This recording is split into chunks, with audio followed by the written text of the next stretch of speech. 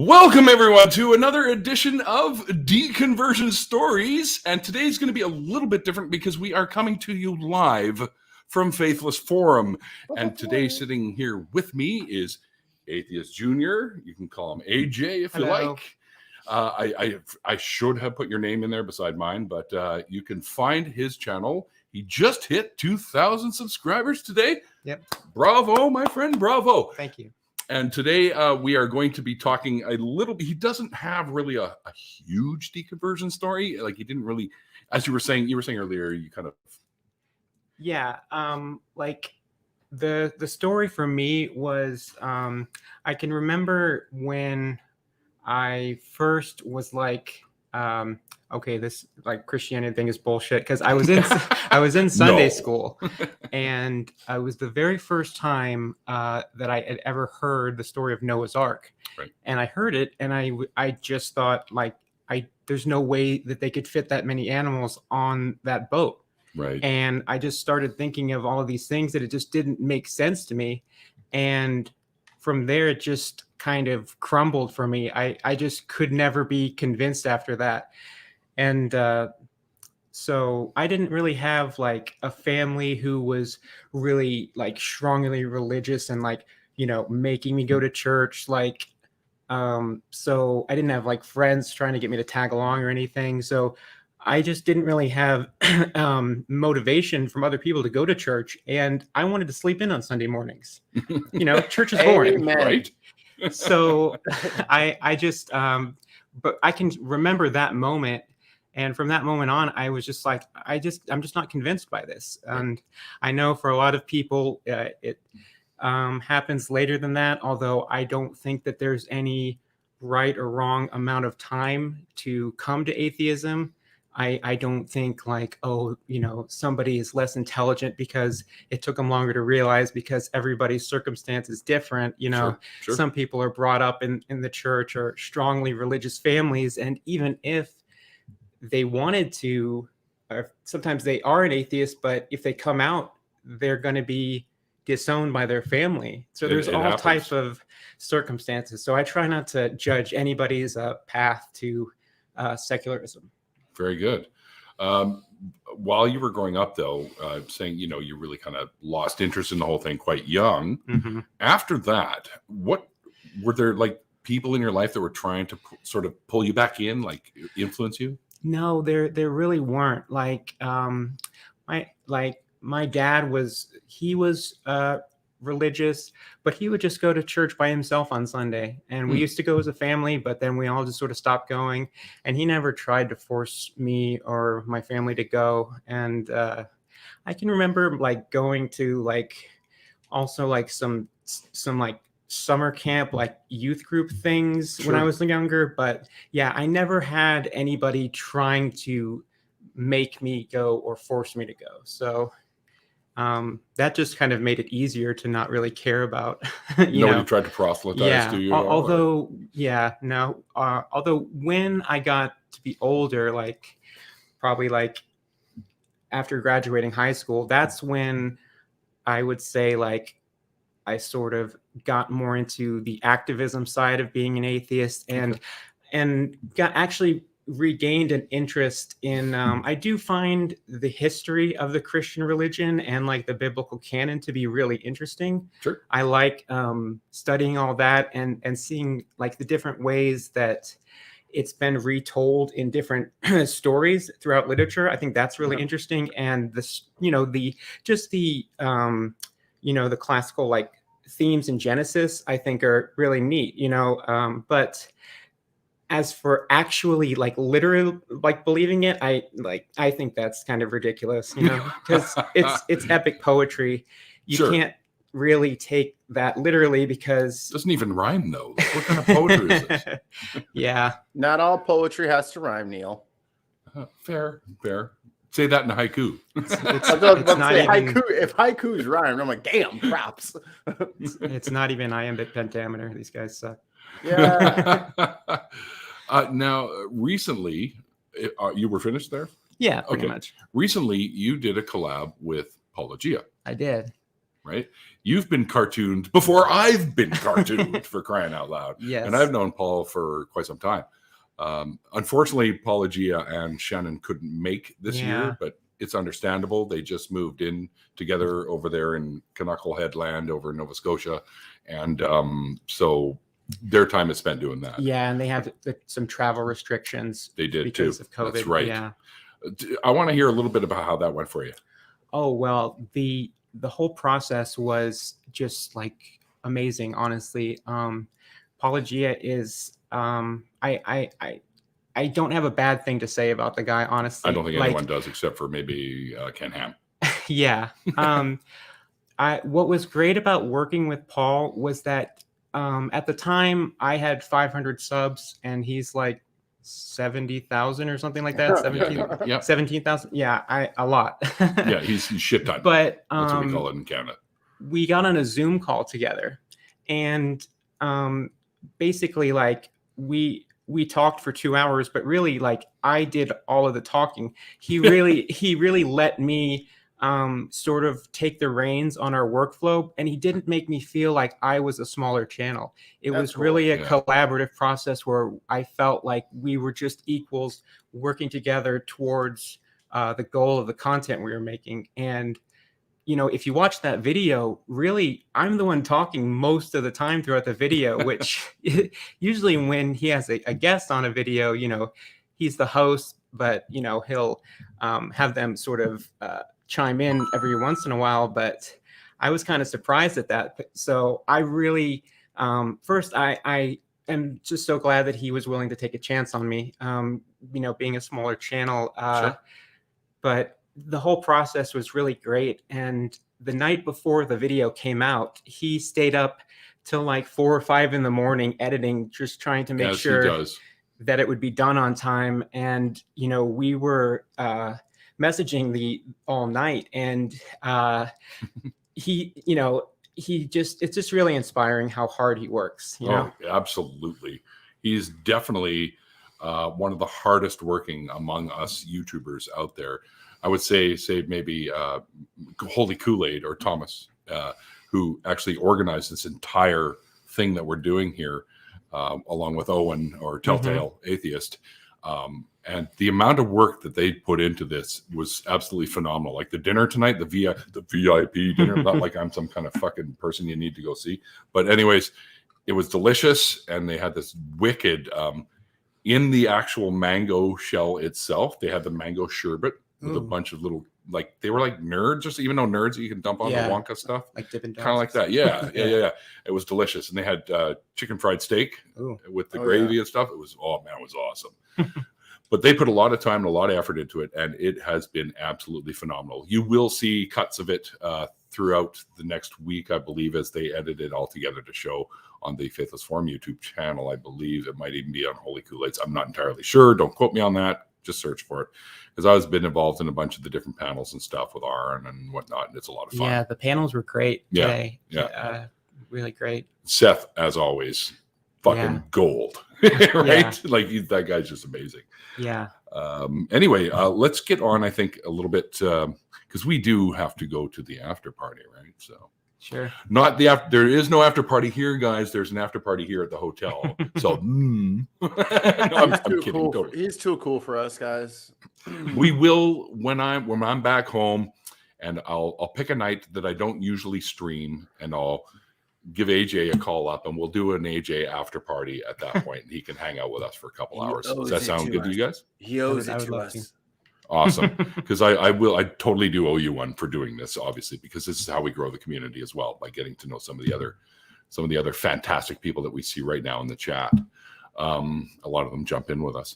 There's a lot of them. But let's actually, before we get into your channel, what's your experience been here in Austin with the whole Faithless Forum thing? Like, what do you think of it so far? I have really enjoyed it. Unfortunately I wasn't here yesterday. I would have loved to have seen the panel with Gutsy Gibbon and Aaron, but I got here this morning, and I just live in San Antonio, so I just left like at 6 a.m. and just like hauled ass up here and got here like 7:15. Right. So I was able to pretty much catch just about all the panels, but I thought they were all great. I don't remember the name of the presenter who did the what was it, the like dying with dignity or something. What was David Warnock? Yeah, that was the one that really stood out to me because I was really moved by his speech. Yeah. It was very, very touching. Me cry every fucking time. That was, to me, that was the one that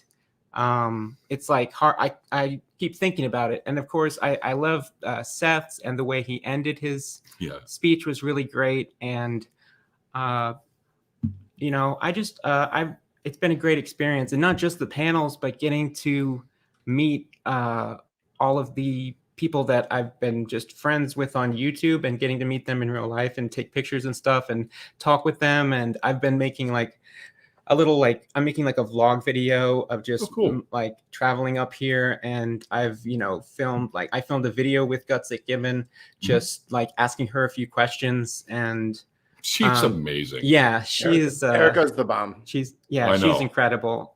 She's a good friend. And she's adorable too. Like, so fucking smart.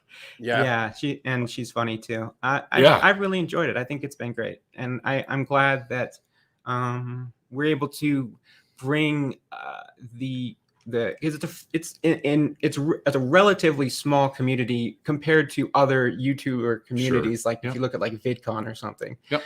But the fact that we can bring these people together, even with COVID going on, because I wasn't sure, because, you know, they had to delay this concert to this date. It was originally going to be earlier in the year, I think. And so I wasn't sure if it was actually going to happen, but I'm so glad that they were able to do it, you know? So I just, and, you know, maybe because I've seen stories of like Cirrus, like he didn't get to present this year. He was supposed to, but, you know, he went from being somebody who was just attending the last time to being a presenter. And that's something that I hope that I would be able to do at some point, because that's what a lot of people do. They happened to me. Yeah. They attended one year and they network with people like Holy Kool-Aid and the organizers. And then the next time they're a presenter. And, you know, I would love if that could happen, but I don't know. My channel's been growing so fast, you know, just one thing at a time. I'll let you know something right now, AJ. There's a possibility. I'm not going to say a good chance, because Thomas, you know, he's a pretty busy guy, but you've worked with Apologia, and you're doing one with me now. You've worked with Gutsick Gibbon. I did a video with Aaron too. With Aaron as well, right? The word will get out there, and I am sure that eventually they will add you to the panel. I'm pretty sure, because what you do is awesome, first of all, because I have seen some of your stuff, and I think the kind of topics that you tackle are important and should be out there. Yeah, well, I imagine that I know a lot of people saw that Apologia video, because the views on it is more than I ever expected. Like, it's in his top 10 most viewed videos now. That's insane. I didn't know that. Yeah, it's like at 130K views now. Damn. I'm gonna go in the corner and sulk now. Yeah, I did not expect that. It's all right. It's for you, buddy. Anyway, that's why I said I'm glad that he took the chance on me, and, you know, let me have the opportunity to show him, like, you know, I'm not going to squander this opportunity. Like, I'm going to rise to the occasion and try and make this so I'm contributing as much as I can, you know? Yeah, which is the idea, right? Yeah, because I know it can be hard collabing with people, because if you've ever been on a project in school, a group project, sometimes one person is not doing their share of the work, you know, that sort of thing can happen. And sometimes personality, sometimes personalities don't mesh. And how did they, why did they tell you that? Like, why would they just volunteer that information? You're just quiet there, Mikey. Yeah, but I'll just say, with me and Paul, it really was just like a 50-50 thing. Like, you know, it was a totally collaborative effort, and I'm so proud of how that video came out. And he did a great job, obviously. You should be. Oh, yeah, Paul's a master editor. Yes. Fucking guy worked on Star Wars movies. Come on. I mean, yeah, you should be proud of that video, man, because I watched that through, and not that I was actually doing it, but I was like sitting back going, yes, like this. So, and that's one of the reasons I thought for sure I wanted to get you on the show tonight as a live feature from Faithless Forum. A little plug there. You're welcome, Thomas. Anyway, so all right, let's talk a little bit about your channel. What are your plans for the channel? Do you have a specific direction you want to go? Because you've kind of tackled a few different topics, so I kind of want to know where your head's at where you're going to take the channel. Well, right now, what I've been focusing on is, the Apologia video came out, and it sort of ends on a cliffhanger almost, because Kent, yeah, kind of, because he's sentenced, he's supposed to turn himself in for 30 days, but it's like, well, we don't know what's going to happen. And then that day came, and now he did an appeal, and so the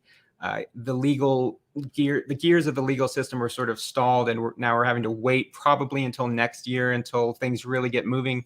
So I've just been focusing on, since Matt Powell moved down there, and now they're putting videos out together. That scares the fuck out of me. I don't know why, but and they do the Whack an Atheist stream each Wednesday, and I was going to bring that up. My viewers really like seeing me take that video and I watch the whole thing, and I just pause it, and I just sort of try and debunk as much as I can and just give my thoughts. And I'll take that video and I'll watch it sometimes like 2 or 3 times, and I'll write down timestamps and take notes of like, okay, I need to look up this, what does the actual science say on this, or what are the actual scientific papers about this? Because of course Matt Powell is misrepresenting what the actual science is all the time. I know it's shocking, I know, but Matt poo-poo head, that's what I call him. And I try to make my videos funny, because I feel like they are. I feel like it's important to be, science communicators, but this is what I love about Erica's videos is she is obviously brilliant and it's very scientifically accurate, but the videos are so funny too. Oh yeah. And her personality just feel shines. like if you just have the one side where you have the science, but it's very dry, I'm going to lose interest. My attention span is like a goldfish. I need some levity. I need some something in there to sort of make me laugh, and just and if you're able to combine those two things together, I think it makes the education so much more effective, in my opinion, because it does. If you're bored in class, you're not going to be paying attention, but if you're engaged, and you have a teacher who's funny and you like them, and you like the way they're teaching, I think that's such a better way to actually learn and retain the information. So that's basically, I'm ripping off Erica is what I'm saying. You hear that, Erica? You've influenced AJ here. But I'm 100% agree with you. That's why I like Aaron Ra too. He does a great job of that. He's so hilarious. Funny. Yeah.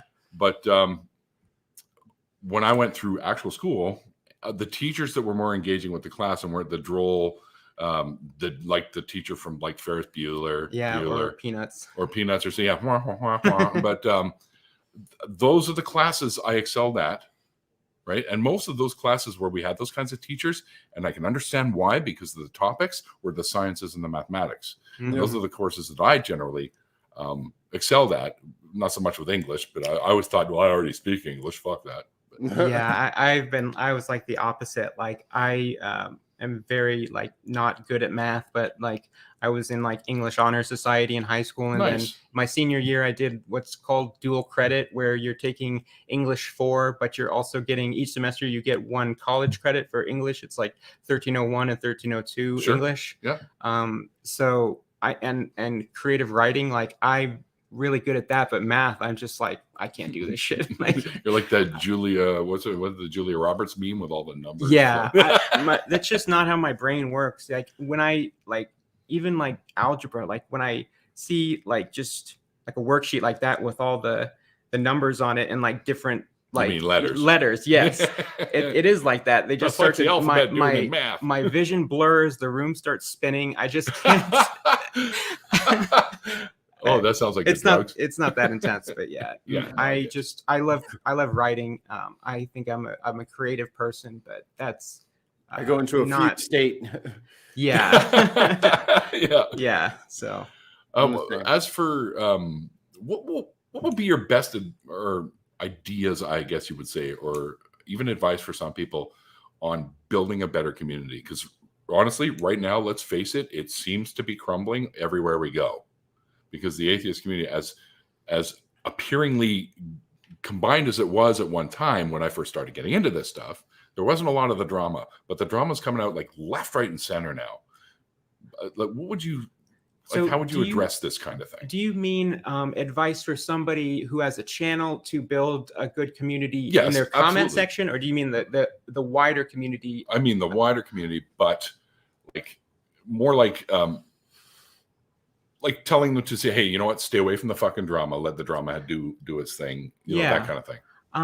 You know, actually, the way I worded it like that, I actually think, I could be wrong, but I think a way to help with that might be to start with your own community first. Because if you can foster a good community that's not toxic in your own comment section of your own viewers, and you tell them like, hey, I don't want to see you guys, if you see me make a response video, I don't want you guys going into that comment section, rating them, harassing that person, insulting them.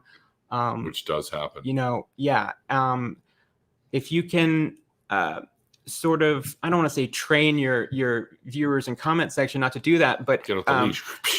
But the whip, I mean. like influence them, or just like set an example to where they don't do that, or you foster a community of people who wouldn't do that sort of thing. I think overall that's going to create less drama between channels. Mm-hmm. And if there's less incentive of toxic videos of one creator just simply attacking another creator, instead of making videos that are about atheism and that are advancing the cause of secularism and fighting against, and fighting against, the erosion of the separation between church and state, and the influence of religion on lawmakers and reproductive health care and all that other stuff goes on. If instead of doing videos about that, they want to attack other creators, I think if we can influence our own communities, like keep your own house clean, basically, and don't attack other creators. And I think just try to set a good example. I think that might help, but it is the internet. It is YouTube. Drama, I think, is inevitable. But I will say that the atheist community has sort of gone through a couple of like stages where it sort of had extinction events. Mm-hmm. Like you have, I think like around like early 2004, 2005 era, like the real early, like R and Wrong, like Thunderfoot, Magic Sandwich, Venom Fang X versus Thunderfoot, that era when atheism on YouTube was real popular. And then it kind of died out for a little while. And then rose up again. It emerged again and then sort of died down. And now with like GM Skeptic and Holy Kool-Aid, these guys are sort of like the newest incarnation. Yeah. And I'm hoping that this can be the one that sticks around. You know what I mean? Because I'm not sure exactly what killed those earlier ones. It was probably Brett Keane, but yeah, that's possible. But I think interests swing sometimes. Right? Yeah. And YouTube, the interest in YouTube does come and go. Like you had, if you know, like blood sports, that sort of thing, like that got really popular. And, but I think atheism is really popular again on YouTube. But I think, like I said, if we can make the sort of figureheads of the movement, these people who aren't toxic, I think that's going to have a trickle-down effect on smaller creators, Sure, yeah, for sure. That would also be, you could also give that kind of advice to somebody who's just starting out as well. Yeah. Well, before we wrap this up, because we do have to go and party, guys, so it's going to be a little bit of a shorter episode, but I told AJ we will make it up when we're all back home and safe and sound and whatnot, that we will do a nice couple-hour long after party, possibly even longer. And we'll hang out and shoot the shit with AJ here, and so he can meet some of the awesome folks that are always in my after parties, even though you've met some already, like Ben, Student Dr. Ben, and my very good friend Dishonest Ape, or Jonathan, he's also known as, and some of the other creators that have been in and out of my shows. So we will do that. I think another thing we should also tackle before about the toxicity in some of the atheist communities is try and stay away from the channels that are intentionally toxic and intentionally trying to stir up the shit pot and intentionally being disingenuous when it comes to specific issues and stuff. Yeah, I will say that I'm not gonna say who the Yeah, we person don't need was, to name but names. A lot I of people did know who have they an mean. experience where I had somebody who I felt like they sort of wanted me to get into a back and forth with them. Mhm. And, because I left a comment, I probably shouldn't have done it, but I left a comment and then, they responded. They were like, And then got him. I said, okay, I'm going to respond again. But after that, I'm not going to do it. And they started, I saw the things that they were saying, and it was obviously not true, but it was obvious to me that they were trying to get me to start a back and forth video thing with them because my channel has really grown a lot recently. And I felt like, to me, it seemed kind of transparent. And I was like, I'm not going to be involved in this, because it's like I said, I think atheists should make videos about atheism. Like, we shouldn't make videos about, oh, fuck this guy's channel. Like that. Yeah. What is, that's not helping anything. It's just, that's what destroyed the community before, I think. And I really don't want to see that happen again. Yeah, me either. Because it's, some people were actually pretty torn down about that sort of stuff. And yeah. And, I think some people have the attitude of like, oh, like it's just the internet or it's just comments, but this stuff impacts people in real life. it certainly does. And I think, it needs to be taken seriously, and just, keep your house clean, basically. Yeah. I mean, and of course, I'm not talking about atheists like fucking David Silverman. What a piece of, and I used to respect that guy. And, yeah, well, yeah, I saw his tweet the other day, and I was like, who is this person? Did his account get hacked or something? Yeah, or something, because he's just, it's like him and Dave Rubin and a bunch of others, and Dawkins. Dawkins and people that when we first entered, we had that, wow, cool, amazing, but they just fucking, holy shit, what happened to you kind of thing, right? Yeah. And that kind of stuff really sucks. Yeah. It's unfortunate, but I feel like, to me, Dawkins was the big, like, the person who literally like wrote the book on atheism was Dawkins.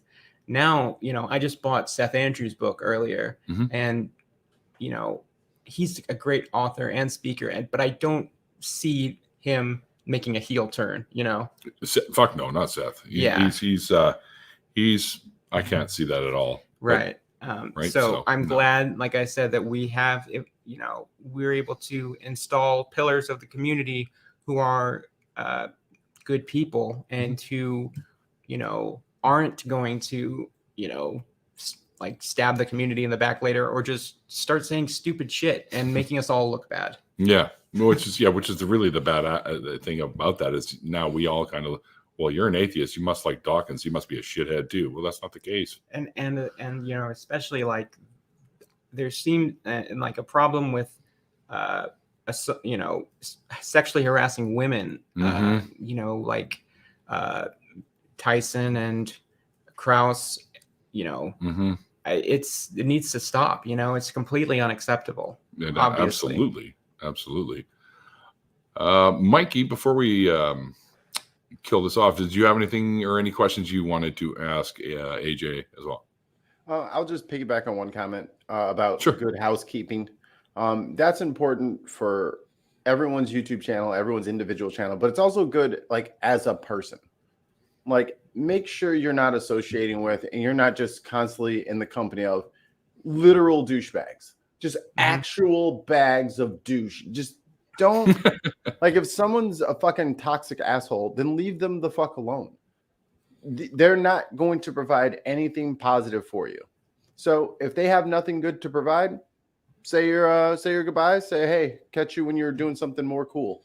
When you're doing something more cool, we'll hook back up. But until then, I got to roll. And and don't be afraid to do those things. You'd be surprised that there will be a very welcoming audience outside of that small bubble that you were in, that is waiting there with open arms, ready to receive you. So, yeah, everybody stop being assholes. And if someone's an asshole, make them play by themselves. Oh, Ocean's in the chat? Because Worley just said, hey, Ocean. Well, yes. Hello, Ocean. This year's, or for this, Ocean was our polytheist or pagan from the previous Faithless Forum. This year, we've got Sam Chaos here. So nice. Chaos showed up and has been an absolute delight the whole time they've been here. So much fun. Lots of great people here. Did you wear Sam Chaos on your back like Yoda in a little backpack? Well, Sam was wearing, I've seen this top before on others, and Sam has great fashion sense, period. And it's kind of got the, like my little star here. It's kind of a top where the black lace makes the pentagram. On the back too, right? On the back and the front. I was like, I love that. Is that a pentagram? Like, yeah, I noticed that. I was like, that is fucking awesome. Love that. And I told them about it. Yeah, Sam's been fantastic, getting into some great conversations with people. And what's great is the same as it was when Ocean was here, when we talk about these sorts of things. And there was no toxicity, no yelling back and forth. It was all really good conversation, open and honest. Absolutely. Can I say one more thing, guys? If you're in a StreamYard call with multiple people, don't fucking interrupt other people. Okay, this is so annoying. Please stop doing that. It's just, it's just a plague lately. Like, I don't know why it's happening so much, but it just drives me up a wall. It does. And it happens in every, it's tough because some people are on, like the way the internet works, some people get a little bit of a delay, so they don't realize that someone started talking. It is sort of a problem that's inherent to the platform, but at the same time, I feel like, if you're talking for an extended period of time, eventually you need to be aware that you need to shut the fuck up eventually. You know what I mean? Like, exactly. You guys are going to laugh, but I have brought them with me, and I've run around the place with them already. I have my Wolverine claws with me. They were a big hit. Of course. Of course I do. And you should see Aaron Raw right now. He's dressed up like fucking pirate. He's got the hat on, the jacket. He's even got the little pistol and everything. It's fucking amazing. Faithless Forum like what do you guys do? Why are you guys exactly it? You guys are like, you know what? I posted a tweet of him, a picture of him, and I captioned it R and Raw, like R. Yeah, I said Yar, Captain Raw, and he was doing the Morgan pose, the Captain Morgan pose. It was fucking awesome. Yeah, and I imagine he's going to be drinking a lot of rum later. He's just carrying around a barrel with him, so we can just put it down on the ground and put his knee up on it. Oh, Ox is in the chat. And he's using the old boomers line again. Screw you, Ox. I keep telling him I'm not a boomer, I'm a Gen Xer, and he's like, what's the difference? I said, well, a generation. So for you it's like 5 years though, Neil. It's not that much. Yeah, well, so what? Well, you can't be a boomer because I didn't have to help you set up the chat. So. Touche. I don't remember my Apple password. Yes. What's your password? It's password. What? Right. Like, in Spaceballs. Yeah. Yeah. Oh, so funny. Well, guys, I think AJ and I are going to go get a little bit drunk. Of course, I can't really drink, so I'll probably have maybe 2 or 3. Yeah. And we're going to go and hang out with everyone again downstairs at the hall. So, we shall wrap this up. Mikey, thank you again for doing an amazing job. I'm so happy because this was kind of short notice. And I literally texted Mikey earlier. I said, are you available tonight? It's like, let me have a nap first because he's old now like me. So I had a long day at work. I started at 4:30. So we're going to do that. We're going to go do that. Thanks all you guys there in the chat for hanging out with us. I totally appreciate you guys showed up on such short notice, knowing that I was here and there might not even be a show tonight. So kudos to you and big hearts and stuff like that. Also, thanks to my amazing patrons. It's because of you guys that I'm able to do stuff like this. So thank you for everything you do for the channel. Stidix, I took a picture with Stitix so you guys can actually No see way. what Stitix looks like. Is he pixelated? Oh, totally.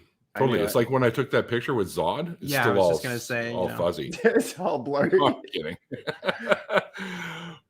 But yeah, no, it was great meeting Stitix here. I had no idea he was even going to be here. And yes, as the ticker tape says, Randolph and I are starting up our call-in show soon enough. It's called True North Talk. If you want to learn more, head over to www.truenorthtalk.ca and you can get all the information on the show and what it'll be about. And you also get a link to the YouTube channel so you can go and sub. Hi, Randolph. It just says, hi, Randolph. Randolph was my chauffeur to the airport.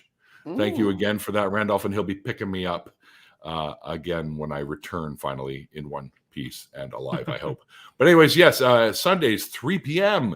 is the new revamped, relaunched nonprofit show, which I am one of the co-hosts of. Mikey's been in there with us, and I'm going to work on getting you on for an episode or two, AJ, Sure. which might help as well. So definitely have a beer with Stitix for me. I shall do that, Ocean. I shall do it. Wishing you were here, brother. Wishing you were here. But anyways, guys, yeah, it airs 3 p.m. Central between Talk Heathen and the Atheist Experience.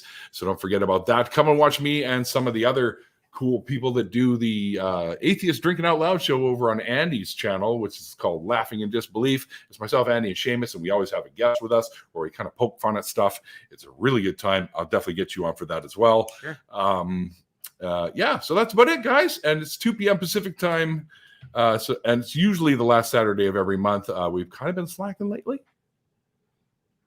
Oh, Ocean, you missed my face? What about the rest of me? I'm just kidding. Anyways, yeah, I miss you too, brother. He doesn't miss that part.